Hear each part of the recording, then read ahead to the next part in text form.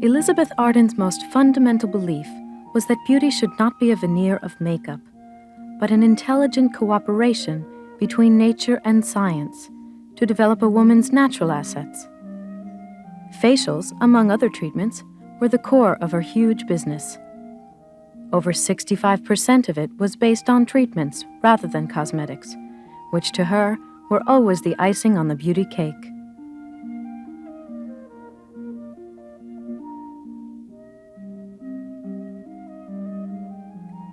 Elizabeth Arden was born Florence Nightingale Graham on New Year's Eve, 1878. She was the daughter of a poor Scottish-Canadian market gardener. She came to New York in 1907, determined to make a fortune. By chance, she was taken on by Eleanor Adair, a leading beauty culturist of the time, as a bookkeeper. It was not long before she started doing treatments. In a year, she had gone into partnership with a Mrs. Hubbard and opened a salon with her on Fifth Avenue, the smartest street in New York. By 1910, she had changed her name to Elizabeth Arden and opened her own salon behind the first of many red doors on Fifth Avenue. She used a borrowed $6,000 to do so. She spent every penny she had to create a classy environment in her new salon, for she wanted to attract high society and they must feel at home, which they did, in pink damask, edged with deeper pink braided satin ribbon. In 1912, Vogue confirmed what its readers already suspected, that a discreet application of paint would enhance a lady's appearance, and Arden's beauticians began to make her clients up, as well as give them treatments. Before this, if a woman, other than an actress on a stage, painted her face, she was thought to be fast. But now, even society women wanted to use the cosmetics they found at Elizabeth Arden. She launched her Venetian collection and began to sell it in department stores. One of the first of her many innovations was to include scent in her creams, which before this had smelled medicinal. The suffragette movement had become fashionable, and Elizabeth saw an opportunity to mingle with the highest of New York society if she joined them on their marches.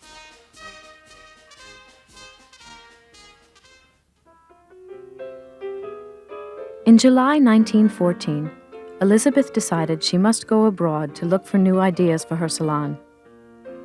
Her Venetian products were selling extraordinarily well, and she had opened her first branch salon in Washington, D.C., so she felt she was able to set sail for Europe.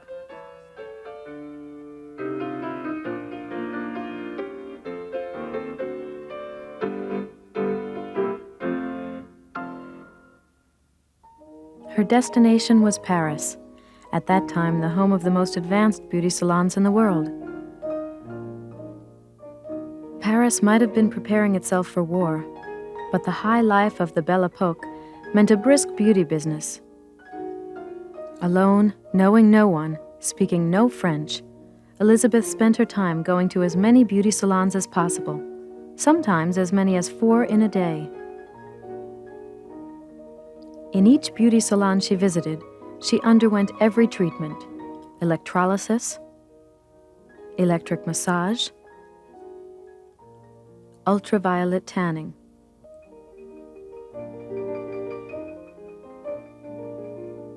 She also looked around her at the way Parisians made up. She noticed they wore mascara, hitherto unknown in America. When war was declared, she returned to New York with all these ideas.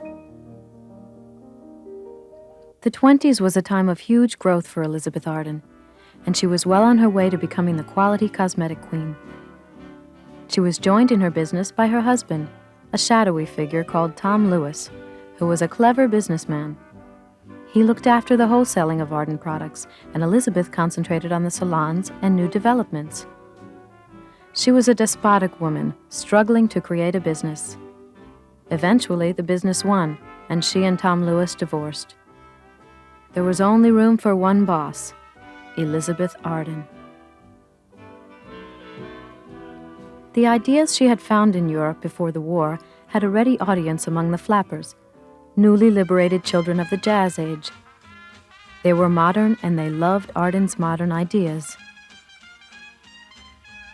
The liberation of women and the huge popularity of public social events, such as dances, created an immense new market, not just in cosmetics, but also in beauty treatments.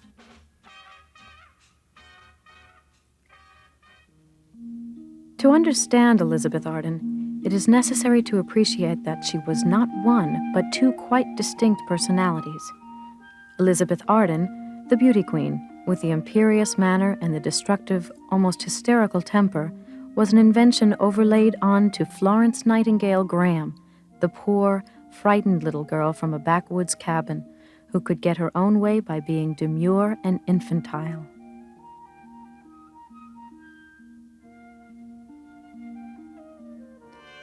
The 20s were a great period of socializing for her, but she still had not broken into the high society she craved. Even though she was in her mid-40s, she still dressed like a debutante.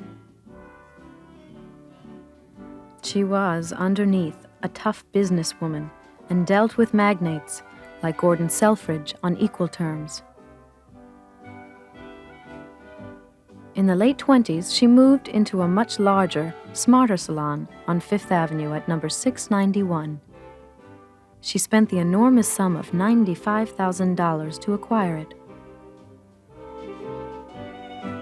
Here, the smart ladies of Manhattan were delivered to the Red Door in their chauffeur-driven cars. Once inside, the impression was that of a very grand drawing room. In pink, of course. Clothes and accessories had been added to beauty products. The Arden treatment was now literally top to toe. By 1928, Americans were spending $500 million a year on beauty. A year later, at the beginning of the Depression, it had risen to $750 million. Elizabeth observed that the Depression appeared to be good for business. The more they chew their fingernails, wrinkle their brows, and pull their hair, the more they need us. Elizabeth could boast that there were only 3 American names that were known in every corner of the globe: Singer sewing machines, Coca-Cola, and Elizabeth Arden. She expanded her cosmetic sales in department stores dramatically. In 1925, her wholesale business had a volume of $2 million. By 1929, it had doubled to $4 million. She was adept at taking advantage of the growing band of female consumers, who now had hundreds of her products to choose from. By the beginning of the 30s, there were 108 different Arden products in 595 separate shapes and sizes.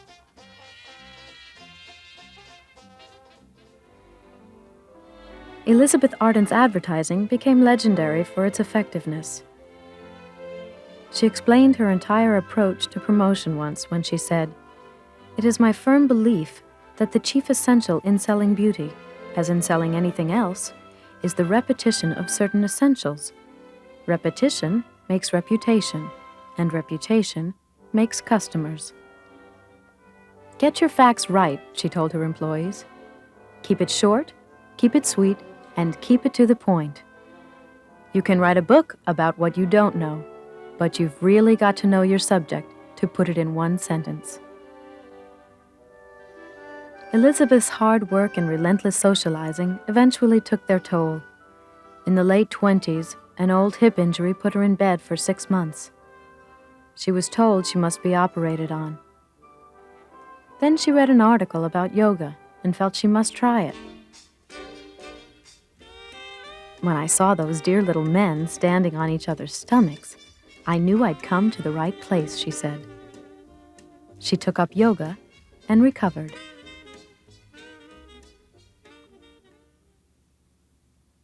A month after, she wrote a book demonstrating the benefits of exercise and produced the first records ever made, giving instructions on how to create the body beautiful.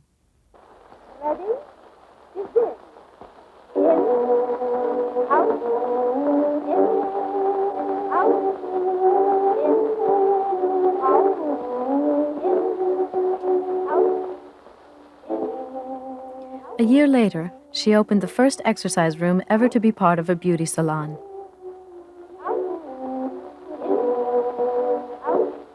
Her exercises were incorporated into the famous Elizabeth Arden system.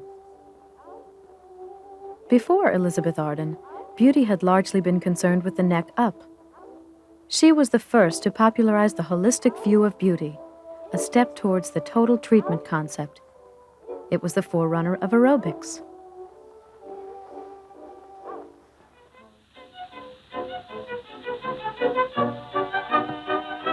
The pre-war and Victorian styles had distinctly pre-war and Victorian postures.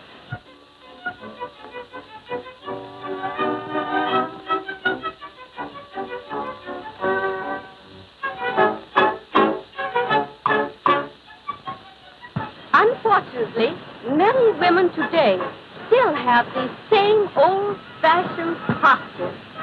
By the stretching of certain muscles and contracting of certain muscles, your posture can be made perfect.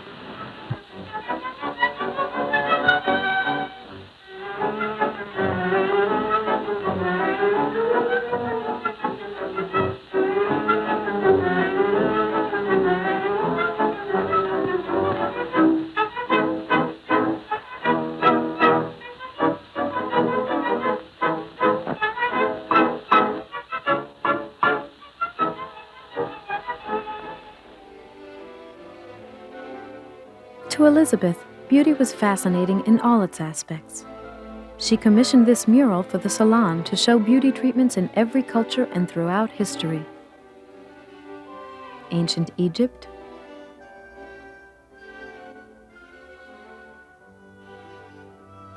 India,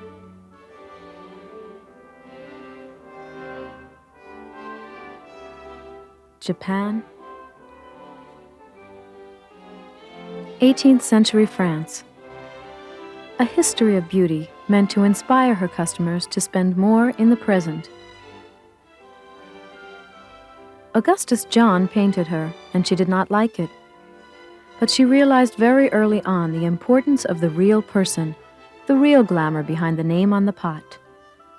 She began to encourage carefully posed photography and gossip column mentions to keep her name in the public eye. She hired Hedda Hopper, Hollywood gossip columnist, to create publicity for her. Sometime towards the end of the 20s, she became friendly with Elizabeth Marbury, a powerful socialite and writer's agent. Marbury was a feminist. She took Elizabeth Arden up, saying, "I like her, she's a doer," and introduced her to other socially prominent women, such as Anne Morgan and Mrs. William Vanderbilt. Elizabeth was always passionately interested in society and getting into it, so she took little persuading to buy the estate next door to Miss Marbury's in Maine. It was to prove a momentous decision. Up in Maine, Elizabeth discovered that horses were infinitely more rewarding than human beings. They liked her, were uncomplicated, and did what she told them to do, without answering back. Pinned neat in her riding clothes, she looked every inch what she wanted to be, an old money society lady. Horses were not only her great love, probably substitutes for the children she never had. They were also the means whereby she finally gained her entrance ticket to the most exclusive society in America. Blue bloods who bred and raced horses. She bought her first racehorses and became a fixture at the smartest racetracks. At Saratoga or Belmont, she met other owners with names like Whitney and Vanderbilt. She began to be asked to the exclusive dances given after the races. She even found a blue blood escort by the name of Sam Riddle, himself the owner of Man o' War, one of the most famous racehorses ever. Now she was an equal at the white tie charity balls given by the old elite.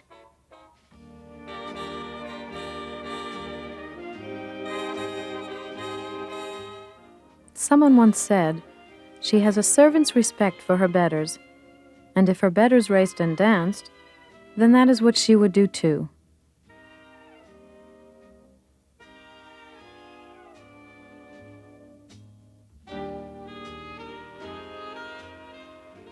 Always dressed in demure, missish clothes, which had nothing to do with fashion and everything to do with the old money image she was creating, she went from owner's enclosure to owner's table.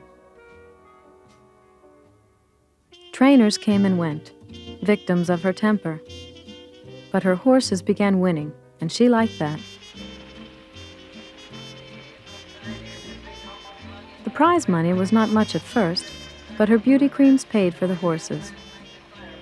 In time, she would own the most profitable racing stable in America and win most of the important races. Curiously, Elizabeth Arden and Florence Nightingale Graham, one the dynamic female industrialist, the other the frightened little girl from the backwoods, only became a whole person when Miss Arden took up the hobby of breeding and racing horses. Horses also led her indirectly to Hollywood. The leading owner, Jock Whitney, had formed a company with David Selznick to produce films in Technicolor. And as their first venture, they made the original version of A Star is Born with Janet Gaynor and Frederick Marsh. Normal film makeup looked artificial, so Whitney called on his racetrack friend to help. Elizabeth was off on the next train to Hollywood to solve a problem. Does she have to look surprised all the time?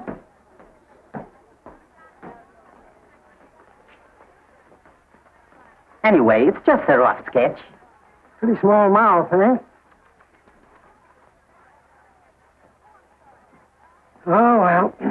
Give her that Crawford smear.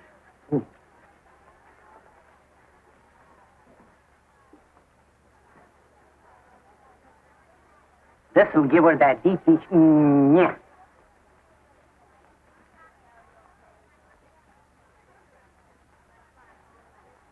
We're on the wrong track. She still looks surprised.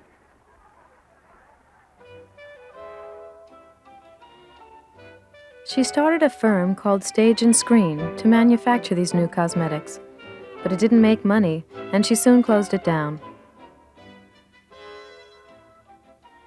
While she was in Hollywood, she visited the set of The Women, directed by George Cukor. The film took place in what looked like her salon. Good grief. I hate to tell you, dear, but your skin makes the Rocky Mountains look like chiffon velvet. Only half a minute more, Mrs. Miller, and you can talk again. Oh, this mud has worms in it. I know it has worms in it. I can feel the... Rest and close your eyes. All right. But I still say I'm going to pull a gun on that guy, just like I did on Judge McClure. I'm coming. Oh, my dears. Just think... She was horrified that the real marble she insisted on was a paper imitation for the screen and threatened to sue. But when she saw the final film, she calmed down, realizing that it was the best free advertisement she could ever have. Over 35. That old gasoline truck, she's 6 inches a minute. Who is she? Gilling's water. Oh, that old bag. One more permit, you won't have a hair on her head. She's got plenty on her arms, baby. It was a glamorous glimpse of the beautiful world she had created for women in her salons. Oh, yeah. Hollywood was the perfect vehicle for the beauty queen, for films created new types of beauty for women to copy. Clara Bow and the flapper look of wide eyes and a cupid bow mouth. Louise Brooks's porcelain beauty. Jean Harlow, the original platinum blonde. Veronica Lake and her bold peekaboo looks. And later, Audrey Hepburn, the elfin gamine, all influenced millions of women in their time. Arden sales broke new grounds in the early 30s, and a huge international expansion began. She opened in Rio de Janeiro, Buenos Aires, even in her hometown, Toronto. There were now 29 Elizabeth Arden salons, 19 in the United States. She was the sole proprietor of all but the 2 in France, which her sister owned.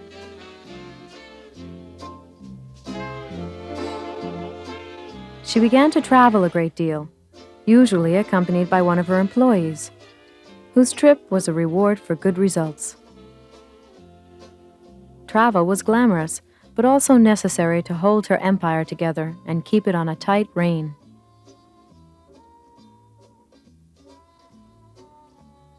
In Paris, her salon was in the Place Vendôme, where her sister Gladys, now married to a French nobleman, reigned supreme. In London, her salon was in Bond Street, and her most famous customer was Queen Mary, who never paid her bills, but who asked Miss Arden to tea at the palace instead. Later, the Queen Mother also became a client. Wherever a smart woman traveled, whether Brussels, Venice, Chicago, or other large cities, there was always a familiar red door and the same treatments. The salons still occupy prime locations in haunts of the elegant. Palm Beach, Southampton, Beverly Hills. Over 40 red doors around the world.